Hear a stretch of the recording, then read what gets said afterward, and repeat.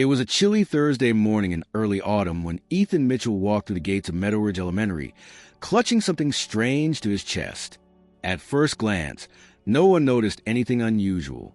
He wore his standard navy hoodie, slightly oversized, and jeans that faded at the knees. His sneakers were scuffed but intact. But then, as the crossing guard waved him through and a group of fifth graders passed him, the whispers began.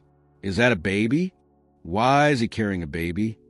Inside his hoodie, wrapped tightly in a pastel pink blanket, was a toddler. A little girl with blonde curls pressed sleepily against his chest. Her thumb was in her mouth. Her eyes fluttered closed, then opened again at the sound of the cafeteria bell. Ethan didn't look left or right. He just kept walking, his steps steady, his eyes set on the double doors ahead. Students moved aside instinctively.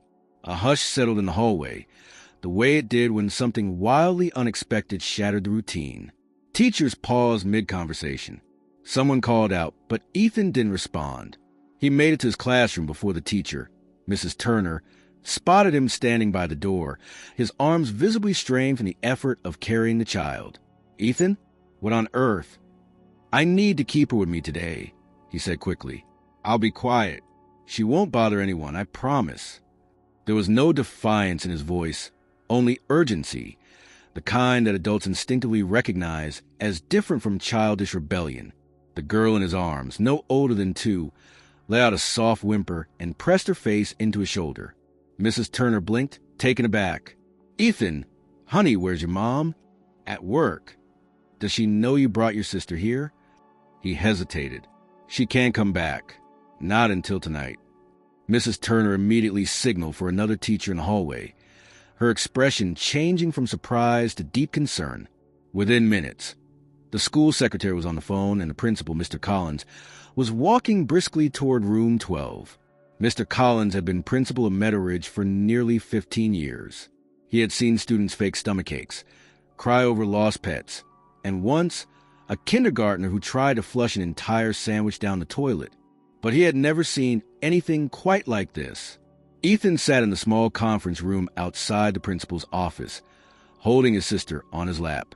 Her head drooped sleepily against his chest. Someone had brought a juice box and a small blanket. She clutched both in her tiny hands. Mr. Collins entered, closed the door gently behind him, and took the seat across from Ethan. The boy looked up with eyes that were far too old for 10 years. "She's okay," Ethan said immediately. "I've been taking care of her. She's not sick or anything." "What's her name?" the principal asked softly. "Emma." Mr. Collins nodded. "And she's your little sister?" "Yeah."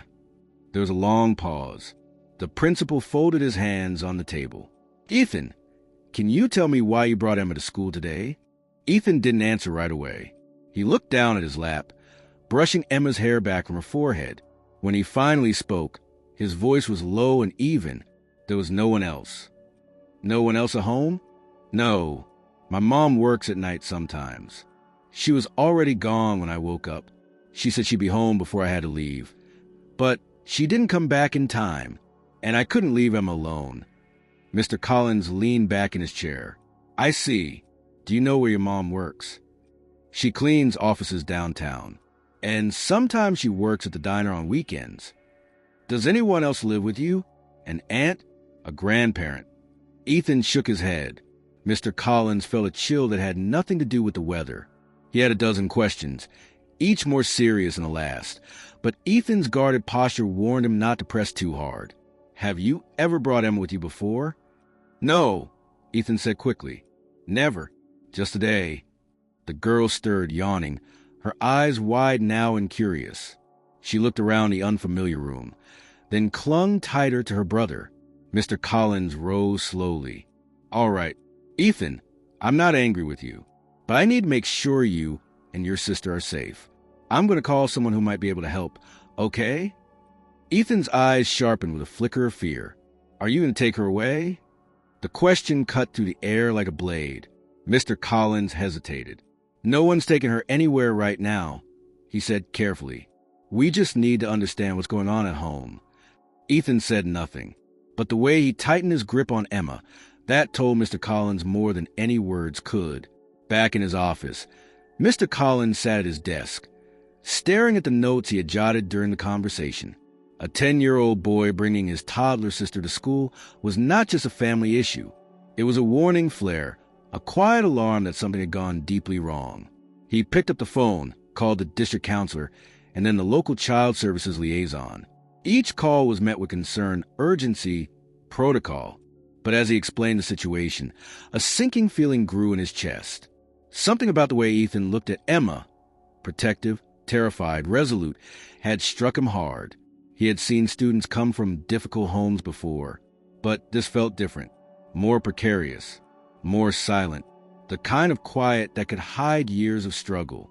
By noon, the school nurse had set up a cot in the infirmary for Emma to nap on. She had eaten apple slices and drank 2 juice boxes. Ethan had not left her side. Mr. Collins watched in the doorway for a moment, then turned away, his mind already moving faster than his body could keep up.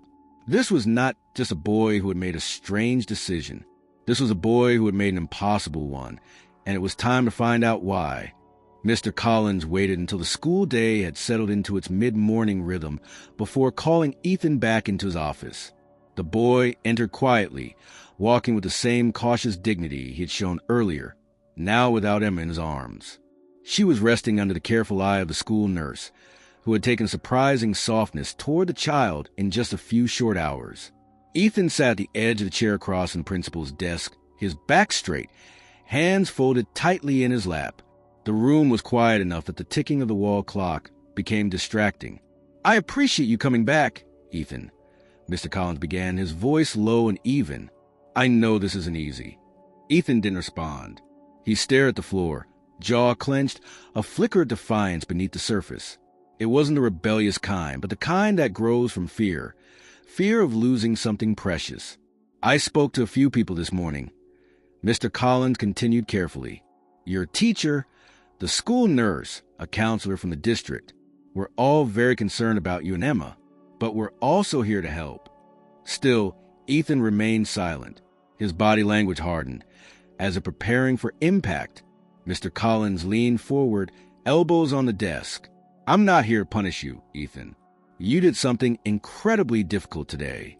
You brought your sister here because you believed it was the safest thing for her. That tells me a lot about the kind of person you are." That made Ethan look up for the first time. His eyes were wet, though he wasn't crying. "I didn't know what else to do," he admitted, his voice hoarse. "You shouldn't have to figure this out alone," Mr. Collins said gently. "Can you tell me more about what happened this morning? Why your mom wasn't home when you woke up?" Ethan paused, then glanced toward the window, as if the words might be waiting for him out there. "She works 2 jobs, sometimes 3. She was supposed to be back by 7 o'clock this morning. But sometimes things happen. She gets stuck late, or she misses the bus." "Does that happen often?" He shrugged. "Lately, yeah." "And there's no one else?" "No family nearby." He shook his head. "Just us." The principal let that sit in the air for a moment before asking the next question. "Has this been going on for a long time?" Another shrug, but this time it came with words. "Since my dad left. It got worse after that. Mom tried to keep up with everything, but she's always tired. She sleeps when she can. Sometimes she just can't make it back in time. I take care of Emma when that happens." "And how old is she now?" 2. She turned 2 in July. Mr. Collins nodded slowly, writing nothing down, just letting the conversation flow. "That's a lot of responsibility for someone your age." "I'm used to it." That line, spoken so plainly, made the principal's chest tighten. He looked at the boy, really looked at him. The slight slump in his shoulders, the tension in his hands, the lines under his eyes that had no business being there at 10 years old. "Does your mom know you brought Emma to school today?" Ethan hesitated. "No, she's probably still working, or on her way home. I left her a note." Mr. Collins exhaled quietly. "I'd like to speak with her, just to understand the situation better." "She didn't do anything wrong," Ethan said quickly. "She works all the time. She does everything she can. Don't make this worse for her." "I'm not trying to make anything worse." the principal said calmly. "But I can't pretend I don't see what's happening. You're a child, Ethan. You should be the one holding everything together at home." Ethan bit his lower lip, the edges trembling. "If I don't do it, who will?" The question landed heavier than anything else had so far. Mr. Collins leaned back in his chair, unsure how to answer a 10-year-old boy who had taken on the role of protector with such brutal clarity. It was clear Ethan wasn't being dramatic or trying to impress anyone. He was surviving, day to day, hour to hour. After a pause, the principal spoke again. "I want to help your family, Ethan, but I can't do that unless I understand everything. What happens on the nights your mom doesn't come home? What do you do?" "I make dinner," he answered plainly.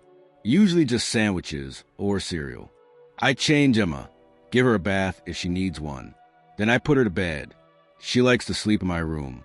I leave the door open so I can hear her if she cries. And if something went wrong, if she got sick or there was an emergency..." Ethan's silence was more telling than any answer. He didn't have a plan for that. He'd just been lucky and he knew it. Mr. Collins stood and walked slowly toward the window, staring out at the schoolyard below. The swings were empty, swaying gently in the breeze. "You shouldn't be carrying this alone," he said quietly.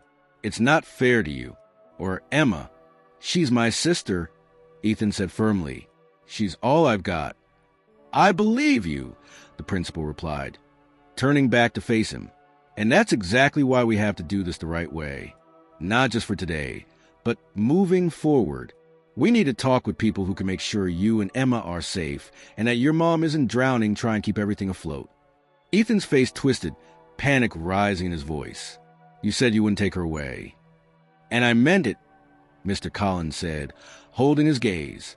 "But hiding the truth isn't going to keep you together. It'll only make it more likely that something worse happens later. Something we can't undo." The boy's shoulders sagged. The weight of those words, and of his own responsibilities, seemed to collapse inward. He didn't cry, but something in him softened, maybe the beginning of trust. "I just don't want her to go to strangers," he whispered. "She's scared of new people." "I don't want that either," Mr. Collins replied. "But we can't solve this alone. I'm going to reach out to some people. People who care, who can support your mom, help at home, give you space to be a kid again. No one's making decisions without you. You'll be part of everything." Ethan looked up uncertain. Hope and fear wrestled in his expression. He wanted to believe, but belief was a luxury not easily afforded to a boy who had learned early not to expect help. For now, though, he nodded, a small, reluctant nod. Mr. Collins stepped back toward the desk. There was a long road ahead. He knew that much. But this conversation had cracked something open, not just in Ethan, but in himself. There was more to uncover, and more at stake than policy or protocol. There was a child carrying the weight of an adult life, and a baby girl relying entirely on the fragile structure her brother had built. And somewhere in the middle of it all, a mother, exhausted, overworked, and vanishing into margins just to keep her children alive. Mr. Collins picked up the phone. It was time to find her. The drive to Ethan's house felt too quiet, like the side just before a storm. Mr. Collins rode with the district social worker, Ms. Alvarez, while Ethan sat in the back, fidgeting with his sleeve. The streets looked familiar to him. Cracked sidewalks, chain-link fences, dim porch lights flickering in early evening. The closer they got, the tighter his chest felt, as though he were bracing for a collapse he'd already felt 100 times before. They pulled up in front of a modest, weathered brick home. The paint on the front door was chipped, and the lawn was overgrown. A single porch light cast dull shadows over the uneven steps. Ethan's steps were silent when he led the way to the door. He inserted the key with a trembling hand. Inside, the living room was dim. A threadbare sofa sagged beneath a dusty throw. Toys were scattered. A small plastic truck, a doll whose face was smudged. The smell of reheated food, maybe spaghetti, lingered weakly in the air. Though the lights were on in several rooms, the house felt hollow. Ms. Alvarez cleared her throat. "Ethan," she said quietly, "I need to talk to your mom if she's here." He led them to a small kitchen, where the stove and countertops were cluttered with mismatched dishes, a stack of unopened mail, and a few cans of soup. He glanced into the hallway. The muffled sound of water running came from the back of the house. He paused in the doorway of what looked like a bathroom. Footprints were visible on the tile floor, as though someone had entered in haste, and the sink basin held a few soaked washcloths. From somewhere beyond, a voice called softly, "Ethan, is that you?" He moved ahead of them through a narrow hallway into a small bedroom. There she was, his mom, Marisol, mid-30s, face drawn and weary, her eyes rimmed with fatigue. She wore an old sweatshirt and jeans, hair pulled back in a loose ponytail. She froze when she saw Mr. Collins and Ms. Alvarez behind him. "Mom," Ethan said, his voice tight. "They want to talk." He stepped back. Marisol's eyes flicked between her son and the adults, confusion and alarm warring in her expression. She swallowed, her shoulders slumping. I thought I'd made it back," she said. Her voice cracked. "I'm sorry." Ms. Alvarez introduced herself and Mr. Collins gently. "We're here to understand things and see how we can help," she said. Marisol nodded, blinking fast as if she needed to gather her strength. She led them to sit around the mirrored bedroom. The bed was unmade. Clothes lay strewn on the floor. In the muted light, she explained. She spoke of long shifts cleaning offices, of overtime at the diner, of bus delays and closed roads making her late sometimes. She admitted sometimes she slept in her car if she knew she could not step quietly into the house. She told them she never wanted her children to suffer, that her heart was breaking for Ethan, trying to hold together their home with so little help. As she talked, Ethan's gaze flickered to Emma, who was dozing quietly on the sofa in the living room, watched over by the nurse. A small pain pulled at him. He had held everything for them, their survival, their bond, but now everything was spilling into broader light. Marisol's voice cracked when she spoke of money. The rent that climbed, the utility bills she delayed, the food and baby supplies that stretched her thin. She confessed that some nights she skipped meals so Emma and Ethan could eat. She tried to smile when she said it, but the exhaustion that lined her face spoke louder than her words. Mr. Collins listened without interruption, feeling the gravity of each confession. He asked about neighbors, about extended family, whether any relatives lived nearby. There was none. Marisol's parents lived in another state. She had no siblings close. The safety net she had once hoped for was frayed beyond recognition. At one point, Ms. Alvarez stood and walked a window. She looked out at the world beyond the house walls, and then back at the scene inside. She asked gently, "Have you ever asked anyone for help before? From community groups or neighbors?" Marisol's eyes filled. She shook her head. "Sometimes I hope someone will notice, but I've always been too proud or too ashamed. I don't want them to think I can't do it. I didn't want Emma taken from me." Silence stretched in the small room. Ethan's gaze dropped. His posture stiffened. For the first time, the full measure of what he had been protecting, what he had been hiding, resonated in the space between mother, child, and the adults trying to protect them now. It was Mr. Collins who broke the silence. "You don't have to do this alone anymore," he said. "You are not a bad mother. You are a mother who is drowning. But drowning is a sign you need help, not that you're failing." Marisol's lips trembled.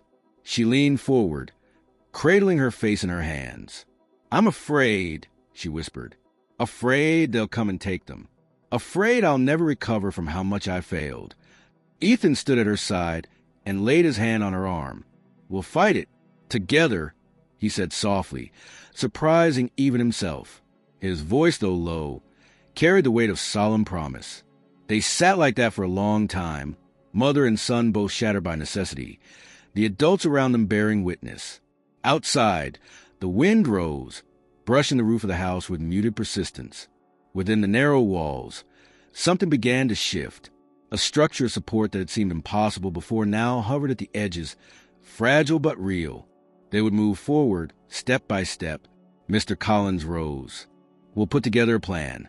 One that keeps the family intact, keeps Emma safe, gives you some relief, Marisol. And no one's going to decide anything without you, without talking to both of you. We start here."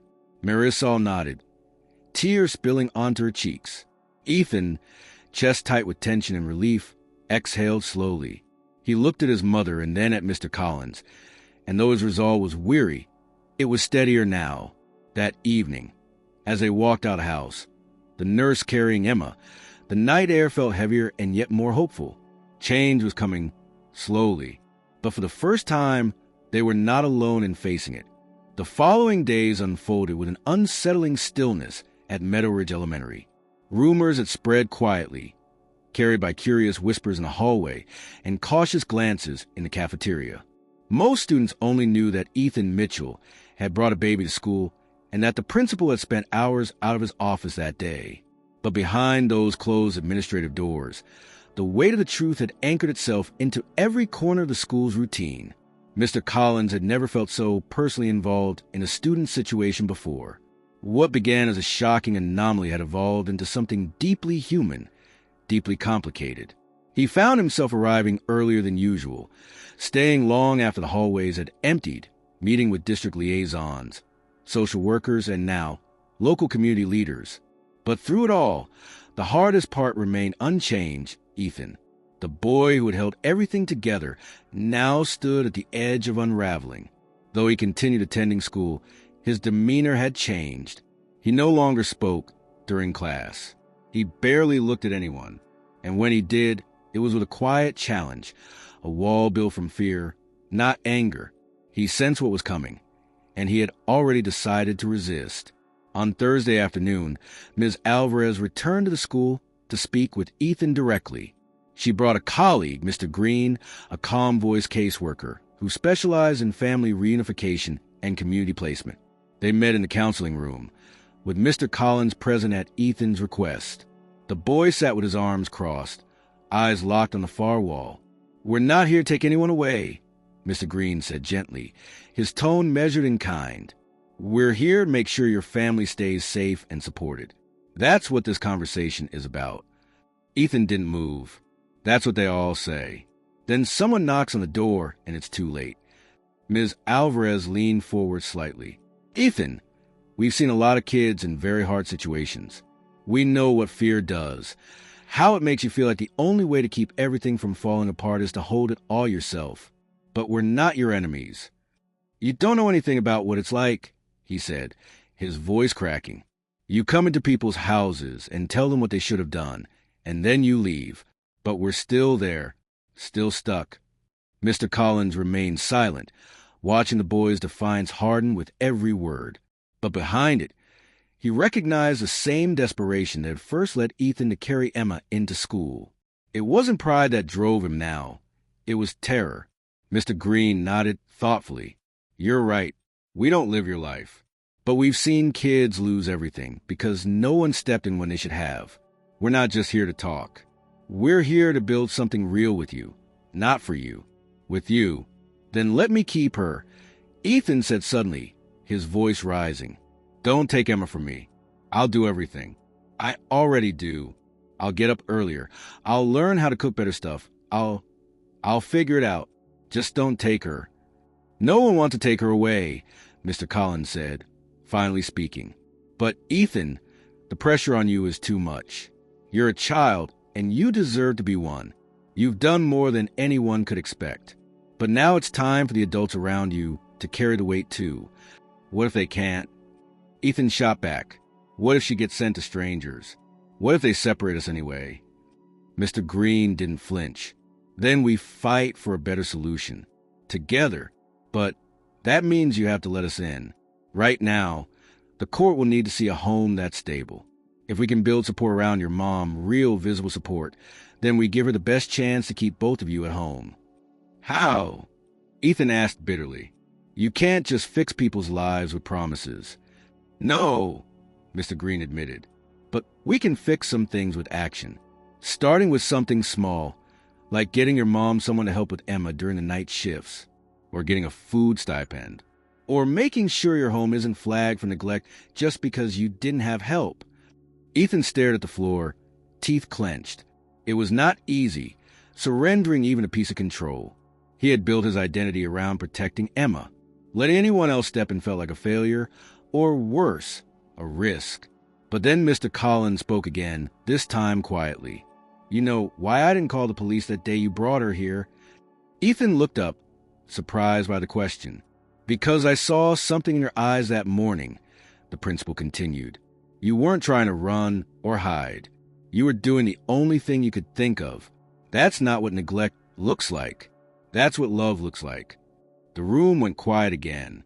Later that evening, Ethan sat at home, the afternoon light filtering through the living room blinds. Emma was curled beside him on the couch, her small hands playing with a worn-out book. His mother was in the kitchen, talking softly on the phone, probably to Ms. Alvarez again. She had begun accepting help, tentatively. A neighbor had agreed to check in during the evenings. A teacher from Meadow Ridge had offered to bring meals twice a week. For the first time in months, there were hands reaching toward them, not to take, but to support. Still, Ethan's chest felt tight. He didn't trust it yet, but he watched his mother smiling faintly on the phone, and he watched Emma giggle at a picture in her book, and he felt something unfamiliar creep in. Maybe it was hope, or maybe it was just relief, sharp and fleeting. At school the next day, something remarkable happened. As Ethan walked into the classroom, his teacher paused her lesson and turned toward him. She smiled gently. "We're glad you're here today," she said. "We missed you." And then one by one, his classmates began to clap.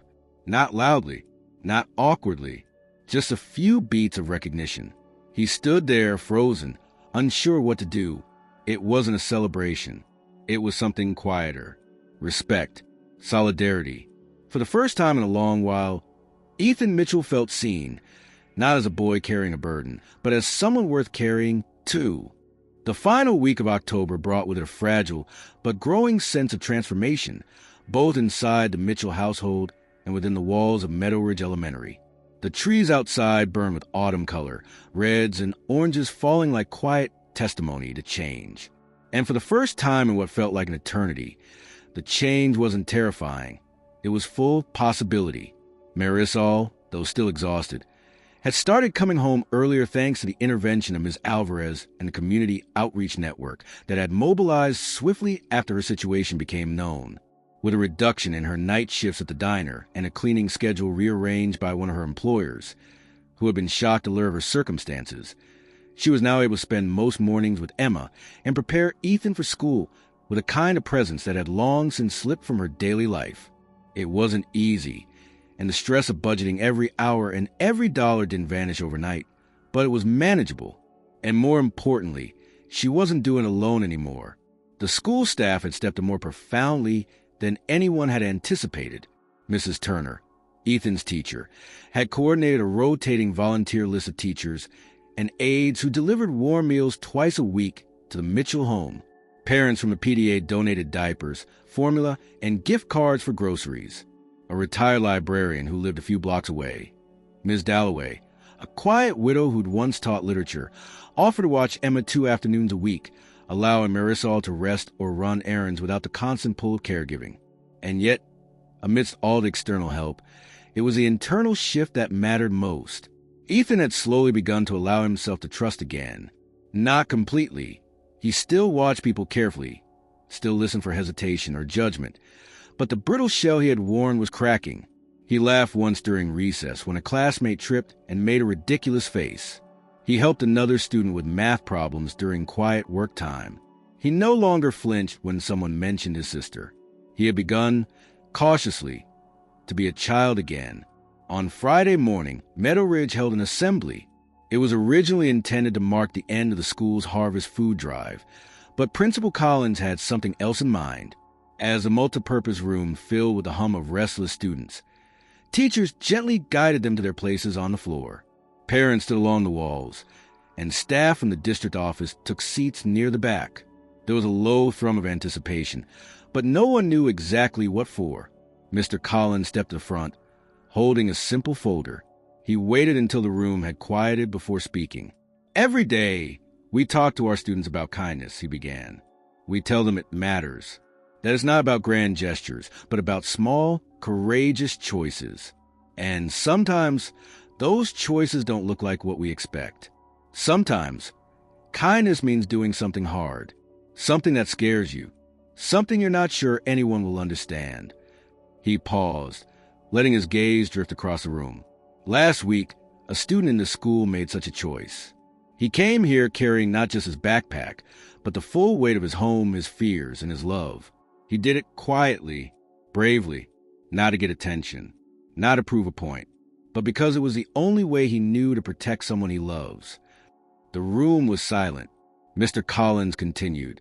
That student reminded every one of us, teachers, staff, administrators, what it means to care without condition, what it means to be strong in the face of impossible odds. And because of that strength, something amazing happened. People noticed. People listened. People responded. He turned slightly and motioned toward the side of the stage. Ethan, wearing a pressed shirt and clutching his fingers nervously, stepped out. The applause began slowly, then swelled, not thunderous or performative, but heartfelt. Some teachers wiped their eyes. A few students stood without being told to, clapping harder, looking at Ethan as if seeing him for the first time. Ethan stood stiffly at first, unsure how to react.